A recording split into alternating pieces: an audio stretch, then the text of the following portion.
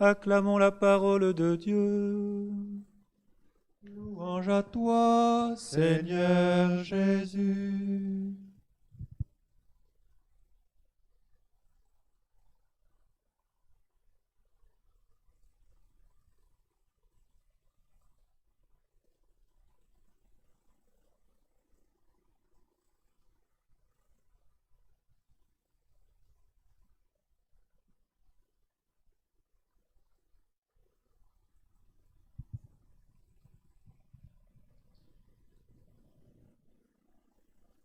Vous avez donc entendu le récit de la résurrection dans l'évangile de Saint Jean, donc au chapitre 20, versets 1 à 9. Alors je vous invite à prendre des notes de ce que je vais vous dire. C'est toujours la même chose, on ne perd pas les bonnes habitudes afin de garder quelque chose pour cette semaine qui sera l'octave pascale, de noter effectivement une perle, quelque chose que Dieu pourrait vous dire à travers soit mes paroles, soit tout simplement, ou plus principalement, le texte de l'Évangile. Parce que vous le savez comme moi, quand nous ne notons pas, eh bien on oublie tout très rapidement. D'abord un petit préambule sur le texte que vous avez entendu et qui est absolument extraordinaire. L'évangile de Jean, c'est à la fois un évangile qui est, comme on dit, très spirituel, avec des discours de Jésus qui sont parfois compliqués quand même à comprendre, mais aussi avec beaucoup on va dire, d'enracinement matériel concret. C'est très charnel, de, l'évangile de Jean. Et par exemple, tous les détails qu'il donne dans le tombeau. Donc Jésus est ressuscité, mais Jean précise que les linges sont posés à plat et que le suaire qui avait entouré la tête de Jésus roulait à part, à sa place. Moi, j'imagine Jésus se levant, faisant son lit, passant un coup de balai, s'assurant que tout est bien en ordre, et puis qu'il s'en va. Il y a quelque chose d'assez étonnant dans cette scène. Et d'ailleurs, ce sera un des arguments des disciples pour dire, ben non, personne n'a volé le corps, parce que celui qui aurait volé le corps, il aurait pris le corps avec les linges. Et s'il n'avait pas pris les linges, il n'aurait pas pris le temps de plier convenablement le linge, comme après une bonne nuit. Bref. Maintenant, j'aimerais passer à un point qui est évidemment essentiel pour aujourd'hui. Il s'agit de la résurrection. Et j'aurai 2 points dans cette homélie. D'abord, de vous parler de la résurrection, et puis mon deuxième point sera quelques bénéfices de la résurrection pour vous. D'abord, je ne sais pas si vous avez assisté hier soir à la vigile, mais ici, quand avec le père Pierre-André nous avons descendu les marches de la crypte pour arriver dans le noir complet, ça c'est une des grâces de ce confinement, c'est qu'on a célébré la vigile dans la crypte, et quand on éteint dans la crypte, de fait on voit strictement plus rien. Et donc il n'y avait que la lumière du cierge pascal. Eh bien la résurrection, c'est cela.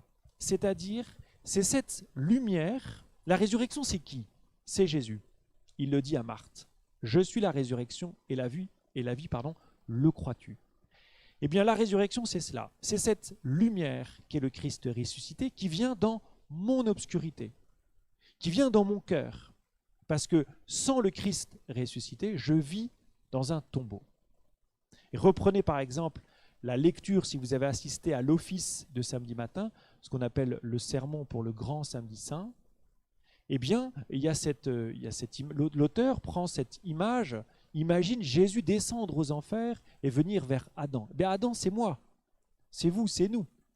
Et le Christ ressuscité arrive vers Adam et lui dit maintenant, relève-toi, sors de ton tombeau. La résurrection, c'est ça. La résurrection, c'est Jésus ressuscité qui, telle une flamme dans l'obscurité, vient dans votre cœur pour l'illuminer, pour le réconforter, pour lui donner toute la chaleur de la puissance de son amour. Mais, Pâques, ce n'est pas ma résurrection, c'est la résurrection de Jésus. Et cette résurrection, elle m'est comme confiée Quand la flamme arrive dans la crypte dans le noir complet, si je souffle la flamme, elle disparaît. Eh bien, c'est aussi ça la résurrection dans votre cœur.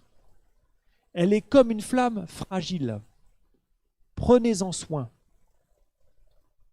Prenez-en soin. Parce qu'elle pourra porter du fruit à une condition, c'est que vous en preniez soin, que vous protégiez cette flamme. Et c'est à cette seule condition que vous pourrez profiter des bienfaits de la résurrection. Et quand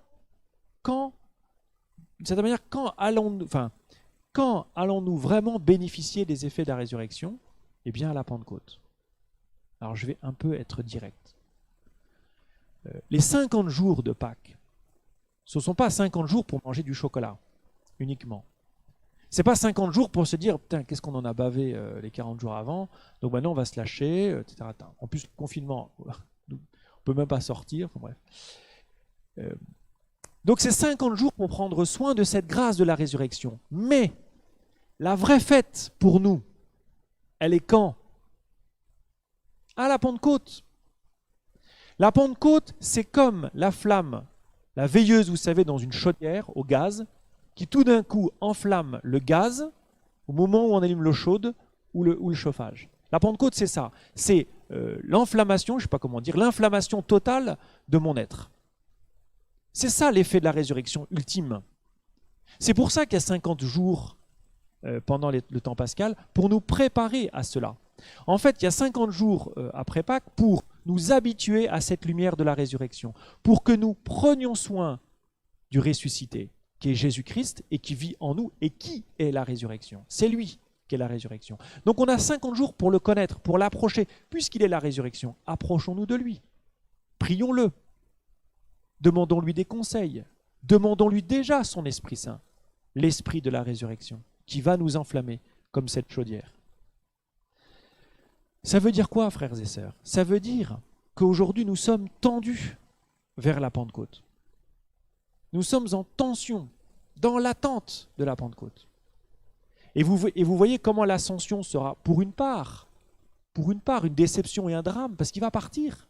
À l'ascension, zut, on a vécu 40 jours avec lui, c'est 40 jours, hein, l'ascension Pâques, 40 jours avec lui, on a été bien avec lui, avec cette flamme qui nous a réchauffés.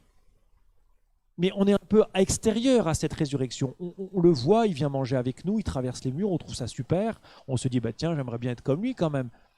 Ça dure 40 jours, et puis il s'en va. Mais il nous fait une promesse quand il s'en va. Je vous donnerai la force qui vient d'en haut. Et 10 jours après, alors là, la résurrection prend toute sa place en nous. Et nous sommes comme ivres de joie, comme ivres de vin doux. Que cette fête de Pentecôte, frères et sœurs, soit pour vous l'occasion d'être vraiment ivre, au sens propre, pas par le vin, mais par l'Esprit Saint, et que l'Esprit Saint ait ce même impact que le vin, sur vous, sur votre cœur, sur votre être, sur votre psychologie. Ça veut dire quoi? Ça veut dire que j'ai 50 jours pour centrer ma vie sur Jésus-Christ ressuscité, pour vivre comme Jésus, pour penser comme Jésus, pour aimer comme Jésus. La Pentecôte, frères et sœurs, n'est pas un week-end de 3 jours pour partir à la campagne, pour le dire directement. La résurrection ne pourra jamais porter tous ses fruits dans l'Église si nous, les chrétiens, nous ne vivons pas ensemble et de manière intense la Pentecôte. C'est pourquoi, je vais être direct, on est entre nous, on ne se marie pas un jour de Pentecôte. Parce que c'est pas une fête, le mariage c'est toujours un peu privé, c'est très bien, mais la Pentecôte c'est justement le moment où je vais me retrouver en église avec ma communauté paroissiale, avec mes frères et sœurs, pour demander l'Esprit Saint. C'est pas un week-end où je vais faire du bateau. C'est pas un week-end où je vais partir à la campagne et je vais essayer de trouver une messe un samedi matin. C'est pas ça la Pentecôte. La Pentecôte, c'est essentiel pour la vie de l'Église. C'est essentiel. Aujourd'hui, je pense que nous avons pris conscience que Pâques était une fête importante. Aujourd'hui, il y a vraiment un renouveau, entre guillemets, du Triduum pascal depuis quelques années. Maintenant, c'est la Pentecôte. Nous ne pourrons pas, en Église, être transformés par la résurrection si nous ne vivons pas ensemble la Pentecôte. Et que nous ne la développions pas comme nous développons Pâques. Peut-être que cette année, et je l'espère, je prie pour ça, nous aurons cette chance, lors de la Pentecôte, de baptiser nos catéchumènes. Donc ce sera une immense fête, parce qu'eux, ils auront attendu 50 jours de plus pour être baptisés, et aussi nos primo-communions. Voilà, que ces 50 jours vous préparent à être ivres de l'Esprit au jour de la Pentecôte, et dès maintenant, vous supprimez tout ce que vous avez dans vos agendas ce week-end-là. Vous savez, j'ai un rêve pour tous les paroissiens, c'est qu'au jour de la Pentecôte, je vais vous lancer un défi, on change de place dans l'Église. Qu'on change de place dans l'Église.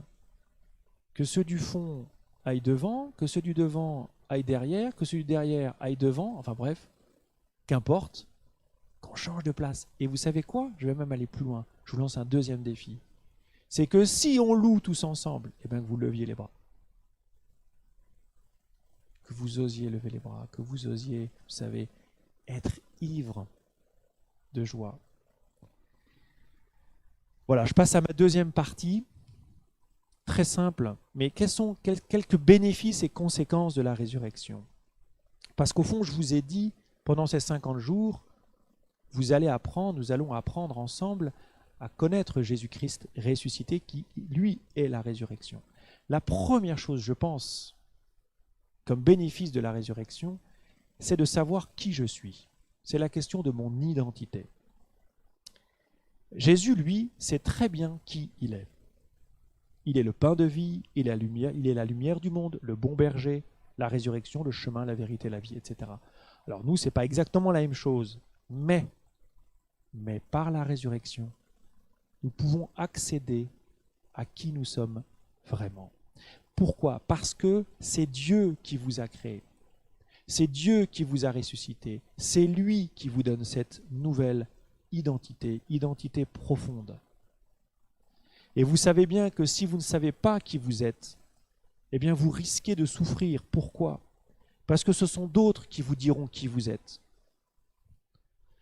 Ou alors, sinon, vous vivrez dans l'apparence, vous ferez semblant. Ou enfin, vous serez tendu et vous stresserez parce que vous essayerez d'être quelqu'un d'autre. Voilà. La résurrection, c'est Jésus-Christ. Jésus, il sait qui il est et il veut vous donner cette grâce de savoir qui vous êtes. Le deuxième bénéfice de la résurrection, c'est le sens de votre vie. La résurrection, elle va donner sens à votre vie. Vous allez savoir pourquoi vous êtes sur terre. Jeudi soir, au moment de l'homélie, je disais que Jésus avait choisi ses disciples. Si vous assistez à cette messe, si vous avez suivi ce triduum, c'est que Jésus vous a choisi. Il n'a pas choisi tous les membres de votre famille. Peut-être que dans vos familles, tous n'ont pas la foi. Et vous vous dites, mais pourquoi moi est-ce que j'ai la foi? Parce que Jésus vous a choisi, c'est tout. Il n'y a pas d'autre explication. Alors vous pouvez toujours lui demander après pourquoi vous et pas un autre, mais aujourd'hui, le constat, il est là. Vous avez été choisi.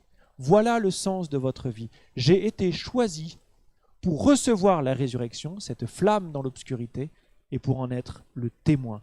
Voilà le sens profond de votre existence, la raison profonde de votre existence. Voilà, le troisième bénéfice, c'est de savoir que Dieu est toujours présent dans votre vie. Jésus vit toujours dans la présence du Père. Eh bien, la résurrection, c'est de toujours savoir que le Père est là, qui veille sur vous, que vous n'êtes pas seul. Et je pense particulièrement là à tous ceux qui peut-être vivent seuls ce confinement. Vous n'êtes pas seul. Dieu est là. Et vous pouvez le retrouver dans la prière. Jésus, vous savez, il passe beaucoup de temps dans l'Évangile à prier. Combien plus nous devrions aussi prier. Jésus se lève la nuit pour aller prier, plusieurs fois dans l'Évangile. Combien de fois je me lève, entre guillemets, symboliquement, mais même dans ma journée ou dans ma nuit, pour me tourner vers Dieu.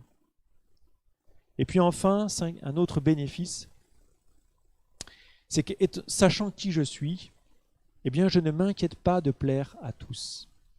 Je suis libre du regard des autres. Hein, si vous regardez Jésus, Jésus est libre. Il fait ce qu'il doit faire, point. Il n'a pas peur de déplaire. Et parfois, il a fortement déplu les gens qui le suivaient. Pensez à Jean 6, ce fameux discours sur le pain de vie dans la synagogue de Capharnaüm. À la fin, il est tout seul avec ses 12 disciples. Ils l'ont tous abandonné. N'essayez pas de plaire à tous. Suivez ce que vous voulez faire, c'est-à-dire votre vocation, ce que Dieu a mis en vous. Même Dieu, vous savez, n'arrive pas à plaire à tous. Quand les gens ont besoin de pluie, il y a du soleil, donc ceux qui ont du soleil, ils sont contents, et ceux qui ont besoin de pluie, ben, ils ne sont pas contents, et quand il y en a de la pluie, c'est l'inverse. C'est bête à dire, mais Dieu lui-même ne peut pas plaire à tous. Voilà. J'ai terminé. Un peu en synthèse, entrez dans ces 50 jours comme des veilleurs de cette flamme qui aujourd'hui, cette nuit, a été déposée en vous, rallumée en vous, qui est la lumière de la résurrection, qui est comme ce cierge pascal. Imaginez un cierge pascal dans l'obscurité de votre cœur. C'est ça la résurrection aujourd'hui pour vous. Prenez soin de cette lumière, approchez-vous d'elle, approchez-vous de Jésus qui est le ressuscité et qui est la résurrection.